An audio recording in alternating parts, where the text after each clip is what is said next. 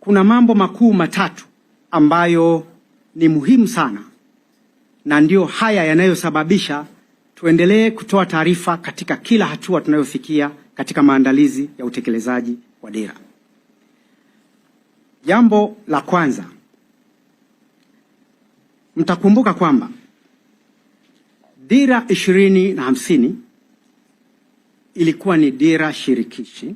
Wananchi wameshiriki, wananchi moja moja, vikundi, taasisi zisizo za kiserikali kwa maana ya NGOs, taasisi za dini, sekta binafsi na kadhalika. Kwa hiyo ushiriki ulikuwa mkubwa, na kupitia maoni hayo dira hii ya 2050 imechukua maoni ya wananchi kama yalivyowasilishwa, na kupitia maoni hayo dira 2050 inakuwa imebeba matumaini ya wananchi.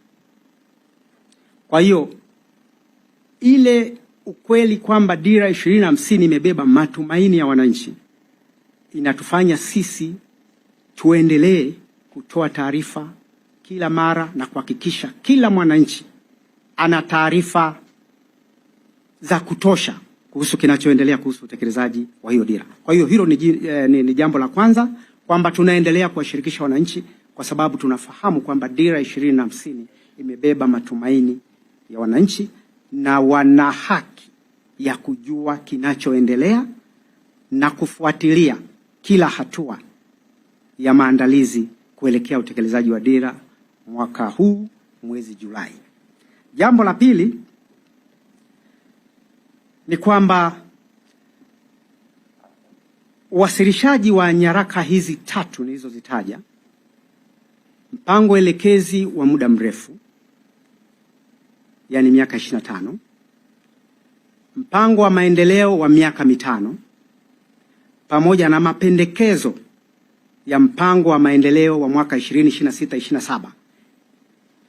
Hivi vitu vitatu huwa ni nadra sana kuwasilishwa kwa pamoja, na tukio litakalofanyika siku ya kesho litafanyika tena baada ya miaka 25 ijayo. Kwa hiyo ni muhimu kuwashirikisha wananchi wenzetu kwa sababu ni kitu kikubwa kinachotokea na kitatokea baada ya miaka 25. Kwa hiyo kupitia ninyi tunawasisitiza wananchi wenzetu waweze kufuatilia jambo hili muhimu sana kwa nchi yetu na muhimu kwa kila mtu mdogo, mtoto mdogo, sisi watu wazima na Watanzania wa rika zote wana haki na umuhimu wa kufuatilia haya yanayoendelea katika maandalizi ya dira. Jambo la tatu ambalo linatufanya tuendelee kuwa pamoja katika kila hatua ni msisitizo uliopo katika dira 2050. Kama tunavyofahamu, dira 2050 inasisitiza au ina kauli mbiu ambayo inasema ustawi wa pamoja. Ustawi wa pamoja maana yake ni kwamba hatutaki kumwacha Mtanzania yoyote hata mmoja abaki nyuma katika kunufaika au kupata maendeleo ambayo yatatokana na fursa zitakazotengenezwa kutokana na utekelezaji wa dira.